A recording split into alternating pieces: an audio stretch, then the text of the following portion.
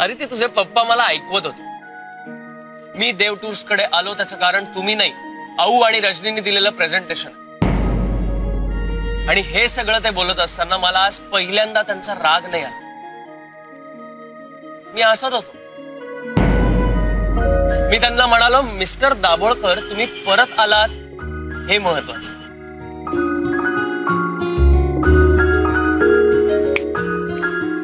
कुठे हरवलेस? हे बघ, आता हे तू जसं बघत होतीस ना तसंच आऊ आणि तुझे पप्पा माझ्याकडे बघत राहिले. बघ, आऊंनी त्यांच्या समोरच गुड न्यूज दिली. आदिती, मला असं वाटतंय की आपण हळूहळू आपल्या स्वप्नांच्या जवळ जातो. आज ऑफिस मध्ये सुद्धा सगळे किती खुश होते ना. अरे काय झालं? हे ऑफिस मध्ये सगळे खुश होते, पण आदिती तांगड्याचं काहीतरी वेगळंच चाललंय ग. का? काय झालं? अगं मला आज म्हणत होता, तो आदिती मॅडमचा नवरा आहे ना, तो माझ्या समोर येऊ द्या, बघा कसा त्याला इंगा दाखवतो. तो इंगा दाखवतो म्हटल्यावर मलाही थोडीशी भीती वाटली. मग म्हटलं याला कुठे माहितीये मीच तुझा नवरा आहे. बरं, वर म्हणतो कसा, जयसाहेब तुम्ही तुमचे प्रयत्न चालू ठेवा, आदिती मॅडमच्या मनात काय आहे ते मी बघतो.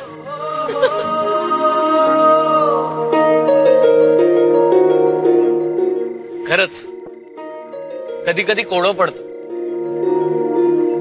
आदिती, आपलं नातं टिकवून ठेवण्यासाठी आपल्याला ते आता लपवून ठेवावं लागतं. पण मला ह्याच ऑफिसमध्ये राहून स्वतःला प्रूव्ह करायचं. आऊ आणि अविनाश सरांसारखी माणसं आपल्या पाठीशी असतील तर ते लवकरच होईल, माझी खात्री आहे. तू त्या दिवशी मला जे काही समजावलंस ना, त्यांनी हा सगळा बदल झाला. आणि बदललेला अप्रोच घेऊन आपण काकांना सुद्धा बोलतं करू. ते कसं? एकतर काकांना अजिबात घाबरायचं नाही. ते आपल्याशी बोलो किंवा न बोलो, आपण त्यांच्याशी बोलायचं. आपण जसं काकूंना सगळं सांगतो ना, तसंच काकांनाही सांगायचं.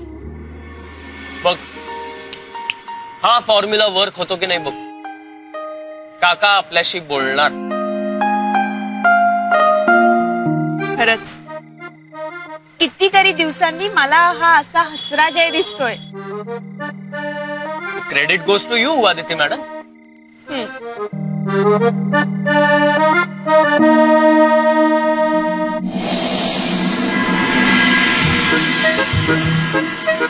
झाली तयारी? हो. चला नाश्ता करून घ्या. आदिती, काल रात्री तुम्हाला बराच उशीर झाला का यायला?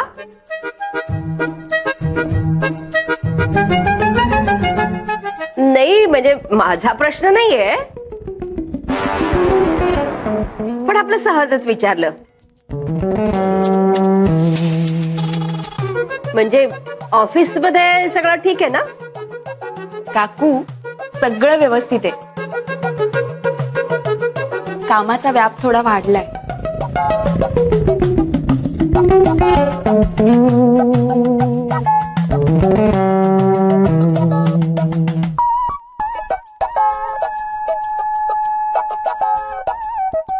आदिती, अगं मी काल एक गोष्ट तुला सांगायची विसरलो. काय झालं? मला आऊंनी बोलवलं होतं ना केबिन मध्ये, आणि तेव्हा दाभोळकरही होते तिथे. अरे हे तू मला सांग. हे सांगितलं नाही मी तुला.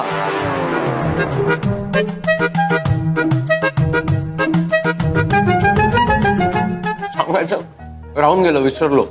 ओह, तर काय झालं, आऊंनी मला केबिन मध्ये बोलवलं, दाभोळकरही होते तिथे. ऍक्च्युली काय झालं होतं की माझी एक मीटिंग ठरली होती आधीपासून, पण दाभोळकरांनी अचानक स्वतःची मीटिंग ठरवली. मग ती कॅन्सल करून मी माझी जी आधीपासून ठरलेली मीटिंग होती ती अटेंड केली त्या क्लायंट सोबत. कारण त्या क्लायंटला मला देव टूर्स मध्ये परत आणायचं होतं, आणि ते मी आणलंय. आऊंनी खूप कौतुक केलं माझं, पण दाभोळकर बघ कोणाचा मेसेज आहे.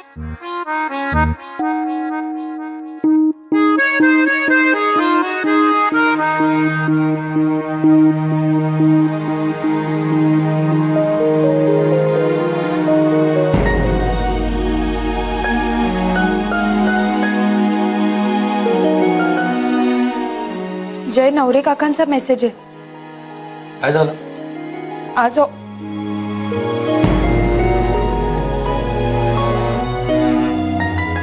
आपण ऑफिसला जाता जाता बोलूया का?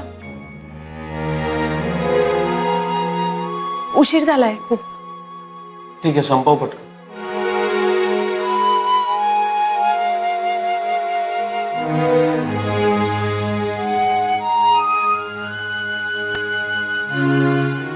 सुधारणार नाहीत सगळ्या गोष्टी अर्धवट. आता काय झालं? दाभोळकर पुढे काय बोलले तर कोण सांगणार? हळू, माझ्यावर उगीच ओरडू नका. एवढं वाटतंय तर त्यांना जाऊन विचारा ना. नाही, गरज नाही. हो ना? मग आत्ता जेवढे अस्वस्थ झालेत ना तेवढे होऊ नका. विषय सोडा. विषय सोडा म्हणजे दाभोळकर काय म्हणाले हे समजणं महत्वाचं आहे. आदिती, काय झालंय? नवरे काकांचा मेसेज आलाय. ते कळलं मला, पण काय म्हणतात ते तरी काय म्हणणार म्हणा. नवऱ्यांचं ना मला काही कळत नाही. सतत प्रत्येकाला कुठेतरी खिंडीत पकडायचं कारण शोधत असत. तसं काही नाही अजय. अरे नाहीतर काय? अरे आता मला सांग, आपल्या ऑफिसमध्ये कोण उशिरा येतं? सगळे वेळेवर येतात. मग कशाला असा मेसेज करायचा? तू माझं बोलणं ऐकून घेणार आहेस की नाही? बोल, काय झालंय? आज सर येणार आहेत ऑफिसमध्ये, म्हणून लवकर पोहोचायला सांगितलं. मला खूप टेन्शन आलंय जय. त्यांना नक्की सगळं कळलं असणार, म्हणूनच नवरे काकांचा मेसेज आला ना. नाही आदिती, मला काय वाटतं, नवऱ्यांनी सगळ्यांना जनरल हा मेसेज करून ठेवला असेल. अगं खूप दिवसांनी आज सर येणार आहेत ना, म्हणून केला असेल मेसेज. जय, आणि हे बघ आदिती, आता जे काही होईल ते आपल्याला फेस करावं लागणार आहे. त्यामुळे त्या गोष्टीचं आता वेगळं टेन्शन घेऊ नकोस. आणि काही झालं तरी मी आहे ना तुझ्यासोबत.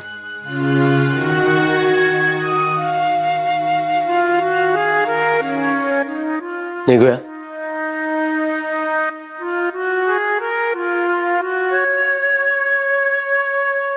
मला जमणार नाही. हे बघ, मी तुझा मालक आहे. असं पण मला या गोष्टीचा पगार मिळत नाही. मी सांगतोय त्यावर विचार कर, नाही तर मला तुझ्या पगारावर विचार करावा लागेल. बस. अरे वा, प्रश्न पडतात स्वतःला. मग काहून दुसऱ्यांच्या खांद्यावर बंदूक ठेवून गोळ्या चालवता? मी सांगतोय तेवढं कर. मग काकू काय ग? काकू आम्ही येतो. दादा,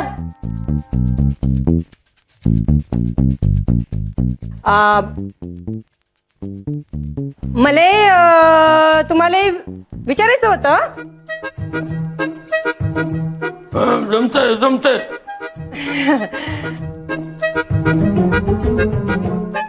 ते नव जुनं ते क्लायंट परत मिळालं ना? हो, पण ते तुला मला कळलं ते महत्वाचं नाही. मला तुम्हाला हे विचारायचं होतं, दाभोळकर साहेब काय म्हणले?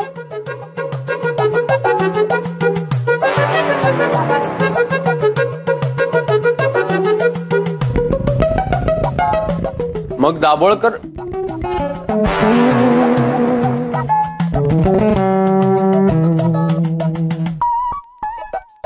दाभोळकर काय म्हणाले ते मी नंतर सांगतो. म्हणजे दाभोळकर मला काय म्हणाले, मी त्यांना काय म्हणालो, हे सगळं मी आल्यावर सांगतो. आता जरा उशीर झाला. अहो जय दादा, आत्ताच सांगून टाका ना. अहो आता सांगून टाकलं ना म्हणजे काय होईल माहिती का? अगं पुरे आता त्यांना ऑफिसला जायला उशीर होतोय. मग मारा आता उरलेल्या गप्पा.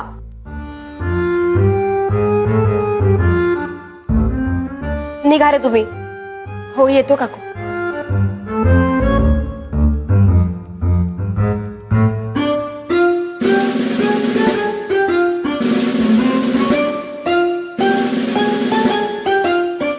तुझ्या पगाराचा विचार करावा लागेल मला. मला हे नाही जमणार.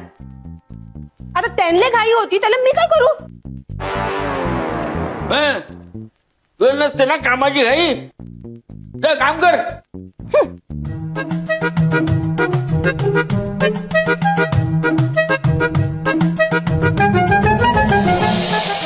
मला सकाळी SMS आला तेव्हा कळलंच नाही. म्हणलं असा SMS का आला? अरे साईप्रसाद, म्हणजे सर येणार असतील किंवा एखादी अर्जंट मीटिंग असेल की नवरे असा SMS करतात. हा म्हणजे तेवढंच त्यांना काम केल्याचं समाधान. हो ना, पगार घेताना नवरेनं उगाच गिल्ट वाटायला नको. Good morning madam. Good morning sir. Good morning. Good morning. Good morning.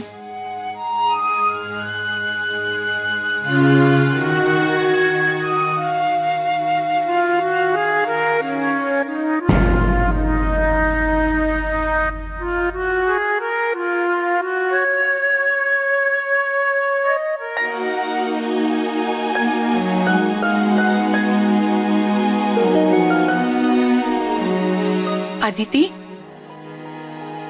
काय झालं? नाही काय नाही. काय नाही, कसं काहीतरी झालंय. काका, सकाळी नवरे काकांचा मेसेज आला होता. I know. आज सर येणार म्हणून टेन्शन आलंय ना तुला?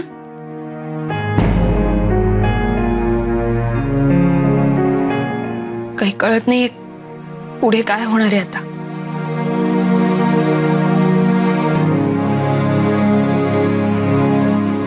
आदिती, हा घे पेढा.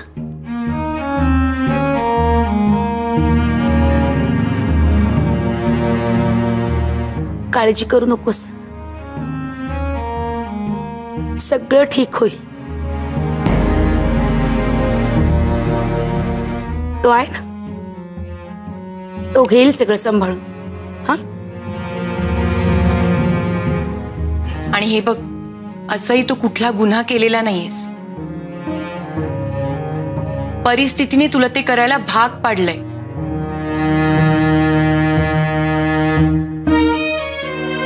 आणि मला काय वाटतं, तू जे काही केलंस ते का केलंस ह्यापेक्षाही तुला ते का करावं लागलं हे जेव्हा सरांना कळेल ना, तेव्हा त्यांना देखील वाईटच वाटेल ग. पण नियम, हे बघ आदिती, जे होईल ते होईल, याचा विचार करू नकोस.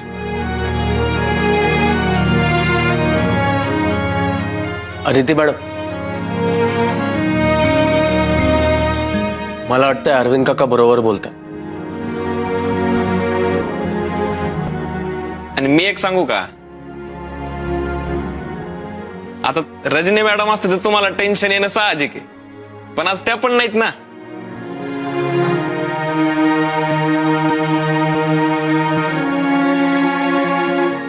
आणि आम्ही सगळे आहोतच तुझ्या बरोबर.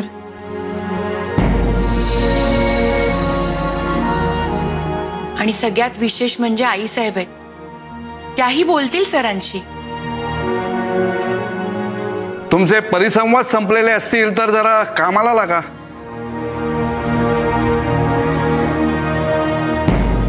अविनाश सर येतीलच इतक्यात. मला त्यांना सगळा रिपोर्टही द्यायचा आहे.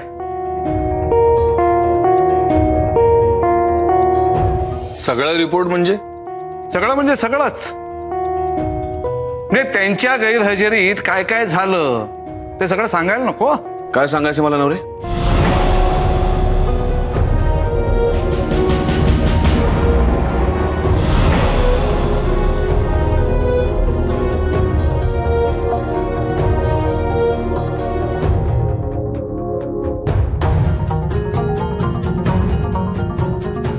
खूप महत्वाचं आहे का नवरे? नाही सर, ते केबिन मध्ये येऊन बोला. Yes sir.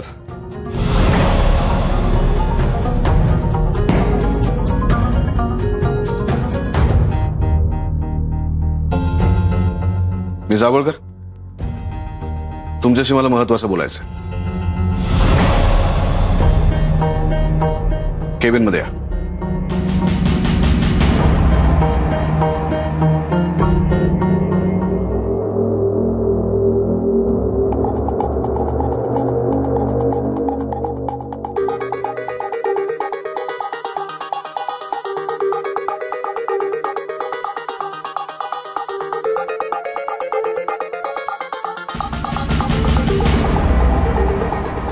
आदिती, तू आतापर्यंत जे काही केलंस ते अगदी धीराने केलंस. आता डगमगू नकोस. काही होणार नाही. जा.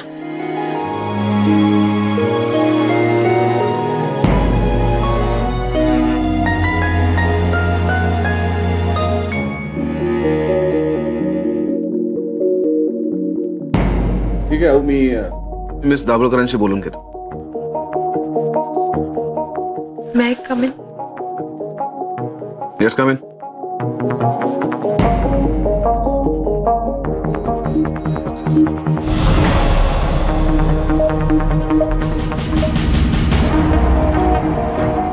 मिस दाभोळकर, फॉरेन मधल्या काही क्लायंटशी माझं बोलणं झालं. त्यांना आपलं प्रेझेंटेशन खूप आवडलं आणि आपल्याबरोबर डील करायला ते तयार आहे. आता या गोष्टीचं फॉलोअप होणं खूप आवश्यक आहे. नवीन कोलॅबोरेशन्स व्हायला पाहिजेत. त्यासाठी नवीन टूर सुद्धा आपल्याला प्लॅन केले पाहिजे.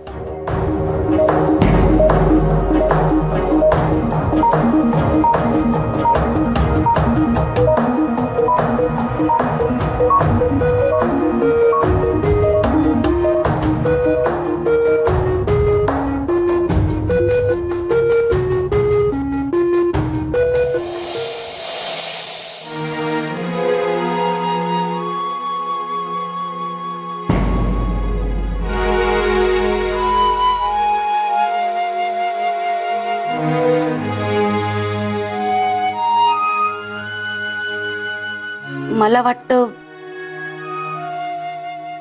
आदिती सगळं सांगत असेल. हे म्हणजे एकसारखं जखमेवरची खपली काढल्यासारखं आहे ग. आदितीला खूप त्रास होत असेल. पण सर, आदिती मॅडमला काय बोलत असतील? म्हणजे सरांचा स्वभाव माहित नाही ना मला. मी ते नसताना जॉईन झालेलो आहे, त्यामुळे काही अंदाज येत नाही. सर खूप चांगले आहेत, खूप समजून घेतात आणि मुळात सगळ्याचा विचार करूनच निर्णय घेतात. हा, मग काय घाबरायचं कारण नाही. नंदिनी मॅडम, तुमचा पेढा काही फुकट नाही जाणार. हो रे बाबा, तसंच होऊ दे. हो नंदिनी मॅडम, पण तुम्हाला तर माहीतच आहे सर त्यांच्या नियमांबाबत फारच स्ट्रिक्ट आहेत. हा, पण नियम शिस्त मोडलेलं त्यांना अजिबात खपत नाही. जय, तुला काय वाटतं? तुला भीती वाटते ना? मला खूप भीती वाटते रे. सारिका, तुला आठवतं आपल्या ऑफिस मधल्या एका एम्प्लॉईनी लग्न केलं तर त्यावेळी सरांनी त्या लग्नात जाऊन तिला आहेर म्हणून टर्मिनेशन लेटर दिलं. आताही तसंच काही होणार नाही ना? काहीतरी बडबडू नको सुई. का उगाच जयला टेन्शन देतेस?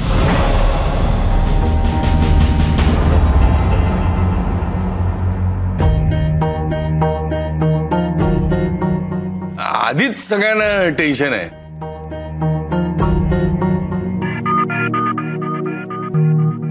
आतमध्ये काय चाललंय काहीच कळायला मार्ग नाही.